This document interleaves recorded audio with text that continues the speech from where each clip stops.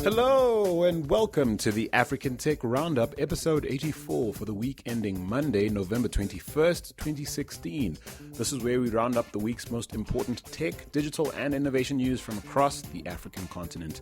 My name is Andile Masugu. Thanks for listening in. We have a jam-packed show for you today. A little later on, I'll be sharing part of an interesting conversation I had with Milena Tayeb. She's the head of video for France, Africa, and the Middle East at Believe Digital Studios, which is the world's leading multi-channel network specializing in multi-platform distribution, audience development, and content monetization. But before we get to that, we'll cover the week's biggest news, including SpaceX requesting US government approval to operate a satellite network providing high-speed global internet coverage, the Kenyan Agritech startup WeFarm landing a $1.6 million investment, and Liquid Telecom securing a $300 million line of credit to help fund expansion on the continent. That's all ahead, but first, this episode of the African Tech Roundup is brought to you by the African Tech Conversation series, which features in-depth chats with leading figures from Africa's tech and innovation scene. Now, we're happy to announce that the next season of the series lands in just 3 weeks and will feature the likes of Solomon Asefa, who's the director of IBM Research on the continent, Eline Blauboer, who's managing partner at TBL Mirror Fund, as well as Safaricom Spark Venture Fund, as well as Chad Larson, co-founder and chief credit officer at M-Copa. It's definitely fixing to be a pretty awesome season. In the meantime, though, catch up on some of the interviews you might have missed by heading to africantechroundup.com and clicking on the African Tech Conversations tab in the main menu, or just search for African Tech Conversations on iTunes, SoundCloud, Stitcher, or any other great podcatcher out there. And with all that said, it's on to this week's news. Now, we'll start with some listener reaction to the cheeky question I asked on the show last week. Now, I asked what or who did more to help Trump become America's first citizen.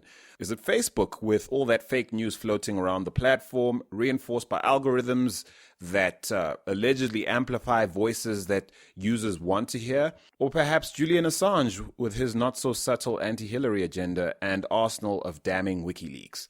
Now, the question elicited some pretty insightful responses, like the clip I'm about to play you, which is part of a WhatsApp conversation I had with one of our listeners named Nicholas. He's based in the Washington, D.C. area, and he's kindly given me permission to share it with all of you. So take a listen to this. So at the end of this week's podcast, you asked a question about the election. One of the things that you mentioned was the Facebook comment, and I've noticed a lot of the media here that, in my opinion, have a bias, which is fine. We all have a bias, not just the media, but everyone in general. But a lot of the media here is asking the same question about Facebook. The question that I would love to ask them is, if Hillary Clinton would have won the election, would you still be asking the same question about Facebook?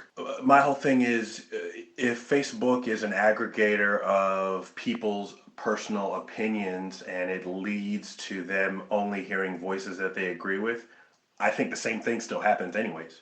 For the most part, I think people tend to self-segregate as far as ideologically. So all of your friends have your same views for the most part. So even if it wasn't online that you were only hearing your own opinions that you agreed with, even if you were just hanging out with people that you care about, for the most part, I think a lot of them would agree with you as well. And then the second part that you asked about was the Julian Assange piece. I don't know how much that really played into it, the election results. A lot of the media was so far off here with this election cycle. I think they're kind of reaching for any reason to explain why they were wrong. I feel like they think there's no way that anyone would possibly want Donald Trump to be president. So the fact that he became president, how is it that their opinion was so off? And I've been telling my wife for a year, I guess I'll kind of a little caveat, happen to be a pretty conservative Republican. This cycle, I didn't like anyone running in the Republican primary, so I actually didn't vote for anyone in the primary, and I actually didn't vote for president in the general. I voted in congressional and other elections, but not the top of the ticket. Lesser of two evils. Decided I'd sit that one out instead. But for the past year, I've been telling my wife and other people that I'm talking to too, the one thing that no one could account for was voter turnout. When Donald Trump announced that he was running at first, everyone in the media automatically said, oh, well, there's no way he could possibly get the nomination. It's not possible. They were wrong, clearly. And then, oh, well, there's no way that he'll win as president. Even my wife was saying that. But again, everyone was wrong. I think they misjudge the enthusiasm of people and a lot of the emotions. So I don't know how much Julian Assange, that whole thing played. I actually think Hillary Clinton was a pretty flawed candidate. Both of them, honestly, were flawed candidates. But Hillary has so much history and baggage. Even 8 years ago during the Democratic primary when she was running against Senator Obama, even then I didn't think she was going to get the nomination. Yes, she's Hillary Clinton and she's been in the public eye for a long time, but that's a double-edged sword because most people in the U.S.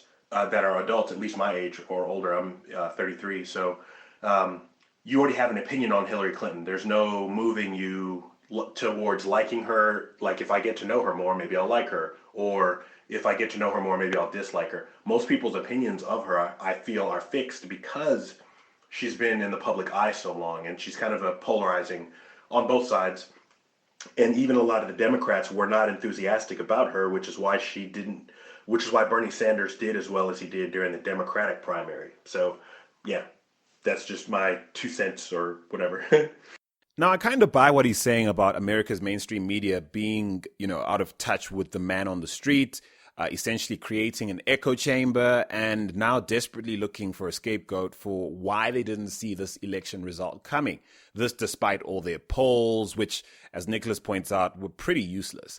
Now, my whole thing is I think America might be having a hard time facing a couple of inconvenient truths, like Hillary Clinton is corrupt, or a big percentage of white America is racist or xenophobic or out of their minds scared for the future, or all of the above. And then there's that ridiculous electoral college system to account for.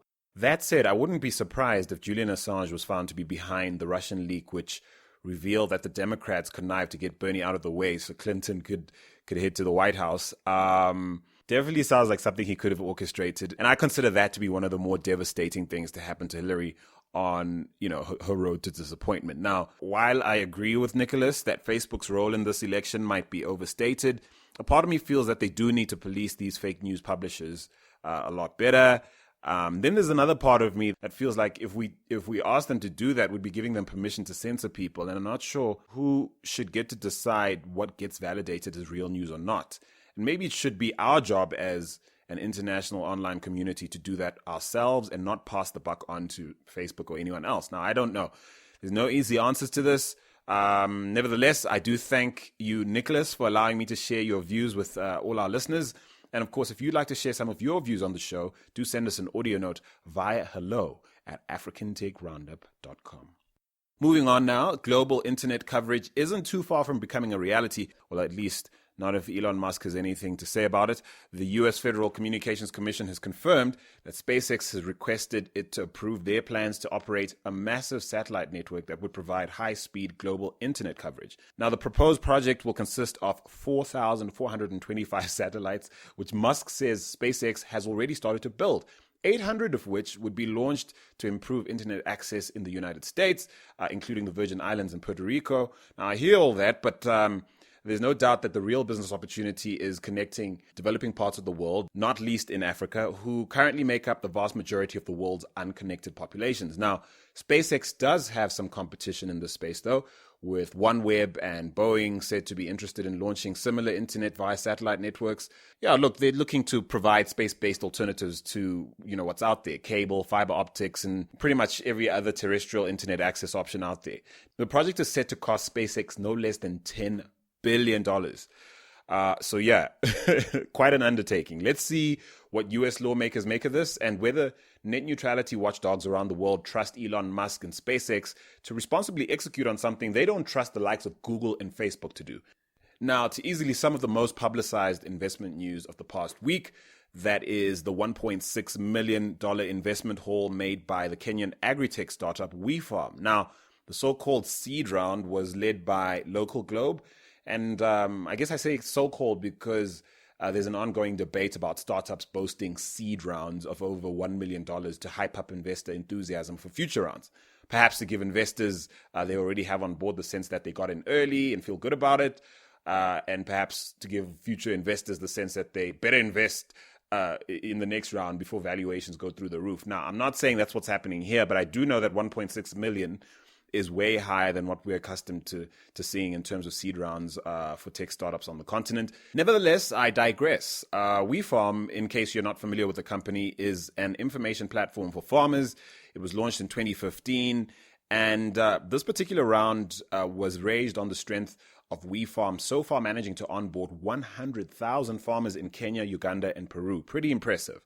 Now, the platform is text messaging based and it allows farmers to share farming information and tips without access to the internet all around the world. The vision for this network is to become an indispensable channel for farmers who are looking to contribute towards the world's food supply chain, and thus alleviating the current strain on global food supply. Now, in other tech finance news, the Econet Wireless-owned Liquid Telecom has secured a 300 million line of credit to fund growth in Botswana, Tanzania, and of course, South Africa, where they need cash to help fund their acquisition of Neotel, a deal worth nearly $452 million. And that deal is expected to close in early 2017. Now, the loan comes courtesy of Standard Bank, who will be taking on Neotel's debt as part of the deal struck with Neotel's former owners, Indian Tata Communications. Zimbabwe's Strive Masiyiwa and his team at Econet Wireless are easily one of the more aggressive on the continent in terms of growth, both within the telecom space and in the media space, what with Kwese taking on the likes of Naspers in the linear television space, as well as taking on VOD incumbents, as well as online content producers. Now, given all this, I reckon 2017 will be a big year for Econet Wireless. Then, rounding off the past week's investment highlights, not because of the size of the investment, but in this case because of the nod towards growth of audio podcasting in Africa, is an investment of just over $170,000 made by Clifftop Colony, as well as a handful of local and international angel investors in the South African online audio distribution platform Iono.fm. Now, Iono.fm provides a platform on which radio stations and independent podcasters are able to distribute their audio content online. Now, among the platform's esteemed users is, of course, the African Tech Roundup podcast, as well as the African Tech Conversation series. International users feature the likes of BBC, Deutsche Welle, as well as TED. And so Iono.fm is looking to consolidate their market leadership in South Africa and, of course, shore up their streaming and podcasting services to the rest of the continent. Now, Iono is claiming 86% growth in podcast listens over the past year, and they now host an impressive 220,000 episodes in total, with 12,000 new episodes being published every month. Well, we wish them all the best, certainly. To Kenya now, where the government has restated its resolve to roll out smart plates and digital licenses, despite the plan hitting a snag back in June when the controversial tender for that business was awarded to the National Bank of Kenya. It was then challenged by a rival company as well as petitioners who argued that Kenya's Banking Act does not provide for a bank to operate so far outside their core business without clearance from the country's central bank. Now, this led to a court ordering that the tender process be redone. And so with all that now settled, the rollout of smart number plates and licenses is expected to begin in June 2017. Huawei and the Kenyan firm Copycat Group are now set to manage the project under something called the Transport Integrated Management System, or TIMS, which is a web portal incorporating registration, licensing, inspection, and enforcement of vehicles.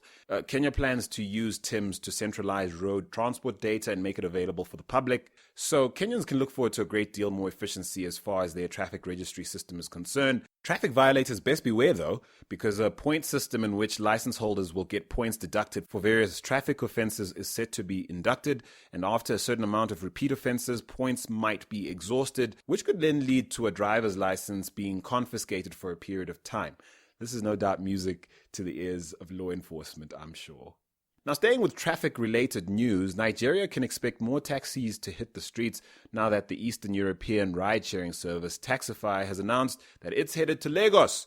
Now, the company is currently operating in 20 cities across 15 countries. That includes 4 cities on the continent, namely Joburg, Cape Town, Accra, and Nairobi. Now, Taxify is promising Nigerians that they should expect to pay 30% less than what their closest rivals charge, and that drivers who drive for them will earn 15% more than what they might get working for someone else. Now, I haven't tried Taxify in Johannesburg yet, but my co-producer Brian says he digs it, so I'm probably going to give it a chance one of these days. But how excited are you, Nigeria? Tell us what you make of both Little and Taxify when they land. And if you're one of those disgruntled Uber drivers who went on strike in Abuja, are you thinking of jumping ship? Let us know on Twitter at African Roundup.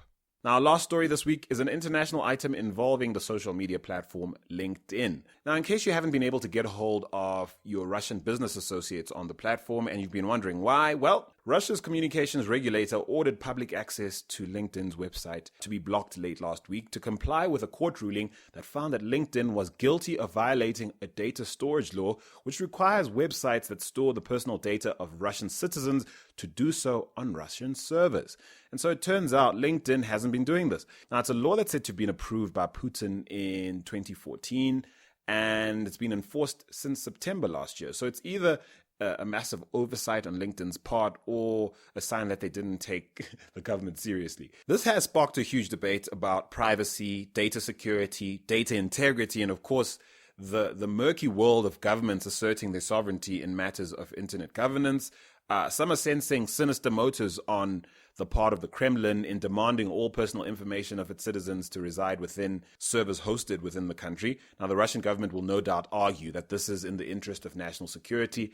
I haven't applied my mind long and hard enough to have a firm position on whether or not Russia might be overreaching in terms of its sovereign rights in this regard. But I do think that makes for an interesting conversation. I also wonder whether, that leaves other major tech firms, social media platforms like, say, Facebook, Twitter, or Snapchat, exposed. I mean, they might very well be storing the personal information of their users outside their home countries. I can't help feeling that this is a warning shot and that Russia is picking on one of the runs of the litter before taking this fight to more popular behemoths like Facebook. So we'll see how this works out, and definitely be interesting to see how other countries treat this issue. And so those were the week's headlines, folks. As promised, I'll now be sharing part of an interesting conversation I had with a lady named Milena Tayeb. I spoke to her at Digital Lab Africa at Discop recently. Milena is the head of video for France, Africa, and the Middle East at Believe Digital Studios, which is the world's leading multi-channel network. They specialize in multi-platform distribution, audience development, and monetizing content online. Believe Studios is YouTube's #1 partner in Europe. They garner something like 4 billion views per month across 60 genre channels and 10,000 partner channels. So they're no joke. Here's Milena talking me through how Believe has upended the traditional music and video production business and explaining how, despite the plethora of self-publication platforms available to creators today, success is predicated on executing a killer digital strategy. Take a listen. Milena Tayeb of Believe, welcome to the African Tech Roundup. Thank you for having me. Absolute pleasure. Now, we were talking offline, you telling me a little bit about the company, and there were quite a few interesting facts about Believe that I wasn't aware of. One, that it's a French company, correct?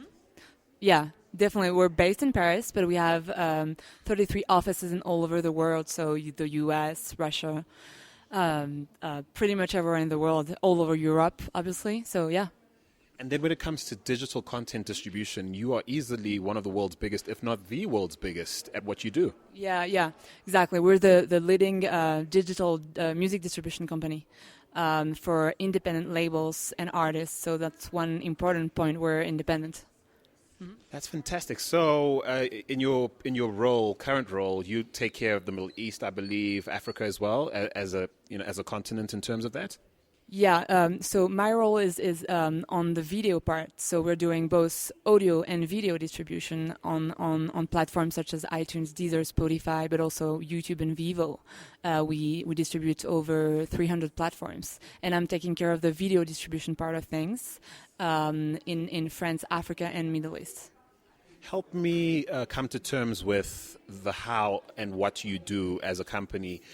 in comparing it to the traditional music business, right? So, and correct me if I'm wrong, in the past, you'd be an artist, hopefully playing a local scene. You'd be spotted by an A&R executive, a talent executive from a talent development executive from a label, who would then, sweet talk you into signing a deal that gave you a lump sum up front to create all this amazing music in exchange for a share of everything at the end, usually the lion's share. How has what you guys do changed that model fundamentally? So it's a very different model. So we're doing distribution, and right now artists, thanks to digital, they're able actually to distribute themselves without having a label deal. So they're able to stay independent and have just distribution deals to be able to distribute on local platforms, on international platforms, and to get support, what we call label management, so strategy support. What we're doing also is obviously trade marketing, which is one of the most important things in digital, which is getting highlights on platforms. For example, getting a highlight on iTunes homepage or getting a playlist on Deezer. So that's the trade marketing we're doing locally, thanks to our different offices. And for international artists, we're doing this locally in different countries so that we're able to work internationally on their projects.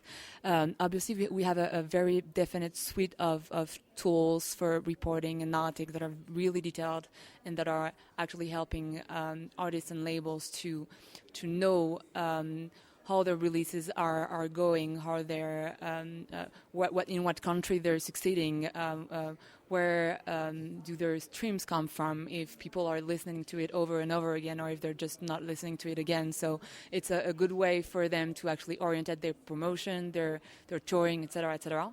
And the last thing, obviously, is video distribution, where we do full video management. So we're actually taking care of artists' channels, and our goal is to develop their subscribers, their views, and obviously their revenues, because YouTube is a monetization platform. Here's the thing. In my mind, what the internet has done is democratized access to markets and audiences and communities, and you can build those yourself. Except you mentioned YouTube's an excellent example of what many feel like this free tool where I can express myself to the world, but really it's a business tool. So explain the tension between this idea that you can be a great artist with a great product with access to all these tools, but still not make it, and sort of speak to how you guys fill that gap. Well, it's a complex question, but basically what we're doing with the artists is actually getting them the best, I don't know if you can say that in English, conjuncture for their releases to actually get seen on YouTube. For example, get better SEO, so that's search engine optimization. So to make sure that your latest music videos, when someone is typing in the name of the artist, is coming up as first. And then you get better reach, but it's also supporting them in like their strategy globally. Like how are you gonna reach audiences on YouTube? You don't have just to put your music video on YouTube, but you actually have to do some kind of promotion. So actually supporting them in sending their new video releases to media and blogs and stuff like this to get embeds and articles. But also what we call video trade marketing, which is actually contacting platforms that are having editorial teams that are doing highlights on their own pages to get more views. YouTube is not doing this, so everything is algorithm with YouTube, so no promotion possible. So you have to find other ways, good strategies. And if I can find an example, we're distributing Serge Benoît, who's a French-speaking artist, a coupé décalé artist that actually won the prize for best music artist at the MTV, best French-speaking music artist at the MTV African Music Awards 2016. And for him, for example, his strategy is amazing on YouTube because he's working a lot with dancers that are making choreographies on his channel, etc., etc. And for example, all of his fans are taking those dances and they're making their own videos out of it on YouTube. So it's a great way for him to get discovered on YouTube. It's a good strategy, and it's also a source of revenue for him because those videos, since they're using his music, we're monetizing it for him. I don't know if this answers your question. It actually does, because I suppose I asked it was almost like an apple with a barb inside, because the child in me wants to believe that if I've got this beautiful thing I've created, music or something visual, and I put it on YouTube, and it's so beautiful, it will find its people and it will go and it will make me money. And I suppose that's the innocence in me speaking. But the truth of it is, in the digital realm, as producers in the digital realm, we understand that there's a science to it, a finesse to it that often goes ignored. And I think you've spoken to that quite eloquently. Yeah. And it's a global structure. So once you have a very successful strategy on video, so you not only you get your music on the platform, but you get it seen from other ways through promotion, for example. Once you have this strategy on YouTube, it's obviously a good sign for your audio strategy as well. So everything has to be coherent. And for example, I believe whenever a label or an artist is signing with us, he has 2 contact points, so one for audio and one for video. And those 2 people are working together and talking to each other to make sure that the release strategy is actually coherent globally. And so how does Believe monetize the service delivery process in that context? Because it sounds to me like, again, if we think about the traditional model, we've spoken about the artist and the label, but in a super developed music model, traditionally you would have had a manager who takes a percentage of everything. The label obviously takes a big chunk of sales off the album and helps you, network using their background. And then they're booking agents sometimes, they're concert tour agents. There's agents for just about every aspect of the artist's life. What do you guys take control of? How do you monetize that? And what do you stay out of? So in terms of monetization, it's really through the platforms we're working with. So for streaming, it's advertising supported and paid subscriptions. For downloads, already. All of the monetization, for example, YouTube is ad supported, so everything comes from advertising. So those are the monetization incomes for us as a distributor. We're definitely a distributor, so we're not doing touring. And we're not doing what a label is supposed to do. But when I say is supposed to, an artist by himself, a new talent emerging, he could be doing a lot of those things by himself, not having a label. So doing a little promotion using social networks, posting on YouTube, all of this is something now artists can do without a label. What we're doing is, after that work is done, so touring parts, all of the strategy where you want to go in terms of artistic also, because we're not doing artistic. We're coming at this point where you have your product, your image, you've thought about all this, and what you want is actually to be able to deliver on platforms, to be reachable to audiences. And so we're here for this part of the business. Tell me a little bit about how you go about deciding who to work with. Listening to us today are no doubt thousands of hopeful artists who think they're great, who think they've done the work you just described, and listening to you can't wait to just send you an email. Is there some sort of selection criteria that you observe in deciding who to work with, and what does that cycle look like in terms of bringing someone on board? It's always a decision. Whereas we see the artist and the label, our exchange is productive, and we see that there's structure, that there is potential artistically, that we believe in the project, then we're going to sign it. We tend not to sign really emerging artists when we feel that there's not enough work or structure behind it, just because for us as distributor, we do have to have like a contact point that's really thoughtful and that has market intelligence already. We're there to support them, obviously, but we're obviously not signing everything out there, and there are so many projects coming up. But we're also the mother company of TuneCore, which is an aggregation company. I don't know if you know about this, but a lot of African artists are actually using TuneCore to distribute to platforms. So the principle is simple. You pay a flat rate to get distributed on all the platforms digitally, and you get 100% of your royalties back. So that's a good first step for new talents, emerging talent that don't necessarily have like support or labels, stuff like this, and that do want to have their releases on global international platforms. But that would be minus all the support you've mentioned right. that you'd enjoy at Believe, for example. Exactly. But one thing important is for example, an artist on TuneCore. If we see that an artist on TuneCore is doing great with his project, that is being managed by himself, we notice it, and if it's a great project, we usually would signing on the Believe part of the services, which is with more support. So Milena, so in terms of advice you would give to hybrid creators, right? When I say hybrid, there's some people who are really clear about what they are and who they are as an artist, right? And typically they're a musician first, and maybe other things, but principally musicians and creating content in that space, the music videos, all that.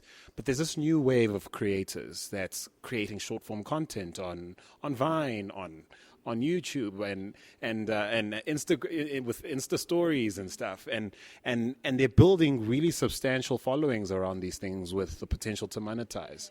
How do you approach that, if at all?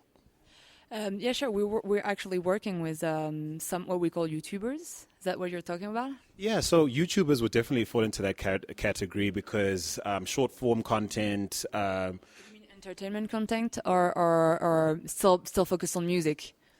Entertainment content in general, and perhaps I mean let's use our platform for example. We're starting to dabble, for example, in short form video on social media, Facebook, Insta video, etc. We already have an established podcast. Is there room in your model for hybrids of any kind on YouTube, in the world of podcasting, vodcasting? There's always room for all this, and we're actually working not only with YouTubers, but also with media production companies. So it's a different strategy. It's not the same way we work with those guys than with labels and artists, music artists, obviously. And we have specific teams for each kind of content. So, for example, we do have what we call entertainment channel manager that's focusing on those partners, because it's not the same way. But there definitely is room. I don't know if you have a specific question about how we're working with them. It's just not the same logic. You don't have like the audio, video strategy, coherence parts. You do have to have like a coherent strategy with what your business is next to it. For example, for a production company, it's going to be usually TV and finding broadcasters and stuff like this. So you do have to be careful on your YouTube strategy. For example, how are you going to not cannibalize your offer next to this? So that's one thing we're going to think about with them, how to have the best strategy to actually be able to be present on YouTube but not cannibalize your actual core business. And you actually make me think of something. So say I started out on YouTube, I get this amazing following, but guess what? I have this voice, and I'm going to launch this amazing career. And so you're talking about being a step ahead of any potential conflict in terms of, I suppose, like you say, cannibalization of revenue. Yeah, exactly. You mean you like your example was basically I don't know, a YouTuber that's gonna start a music project. So let's take one of the world's biggest YouTubers, an Indian YouTuber named Lily Singh. Started out doing impressions, shooting stuff out of her bedroom, since become this massive star.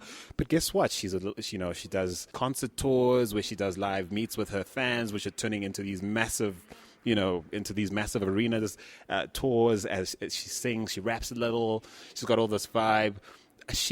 I think the typical hybrid I have in mind in the entertainment space, and I'm wondering if someone like her doesn't have people like you in the background helping her maximize her career. She certainly does. She definitely does. I think she would have probably managers. But I think she probably, I'm not sure for this particular artist, but basically, you definitely, and especially at the start, you definitely need to have support for what you're doing. YouTube sounds easy, but it's really not. It's a lot more technical than people would think. It's a lot more work to do on the platform, and a lot of knowledge to have to be able to actually get out there, be successful, and then be able to do other stuff such as, touring, writing a book, making shows, cooking shows. I don't know, so you definitely, I think, need that support at least at first. Some of those YouTubers, for example, they're now they know what they're doing and they're able to do it by themselves. But I'm pretty sure they do have support for other kind of stuff, which is like press, marketing, promotion, all of those things. So yeah. What's the next big thing for this industry? Do you think? What's the next big foray? And I'll ask that in the context of AT&T's recent acquisition of Time Warner. Mm-hmm. So we see a trend towards the telcos around the world waking up to, hey, we need to make these big media plays. Media companies opening, traditional media companies thinking, oh, we need to go digital. Some have suggested that distribution is next, as the next sensible acquisition target in the food chain for these big traditional firms. What do you think of that thinking? Because it's what you're acquiring. I'm guessing when you're acquiring a distribution company is mainly catalog. So obviously it's gonna, it all comes together whenever you're having telcos, a big media group, and then so it's all coming together because you basically need all of those different players to be able to have a full chain of everything. If you're buying distribution companies as well, you have the whole chain by yourself and you're able to lead your strategy by yourself. So yeah. So it's sound thinking to think that's a logical step, to think that distributors are going to be targeted next for hostile takeovers and acquisitions and that kind of thing? Yeah, probably. Well, we'll see what the future holds.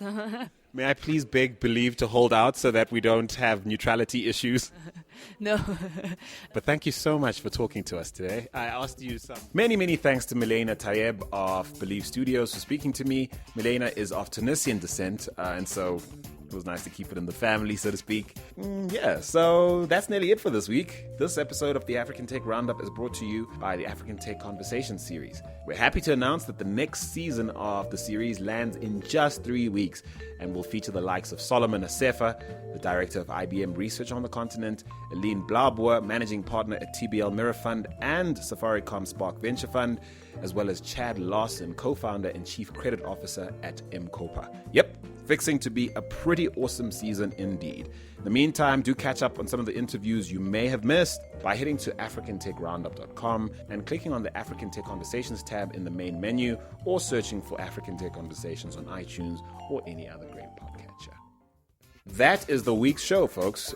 Please do join me again next week on africantechroundup.com. Heads up to those of you attending SAP's Executive Digital Exchange, going down at the 12 Apostles Hotel in Cape Town next week, November 30th and December 1st.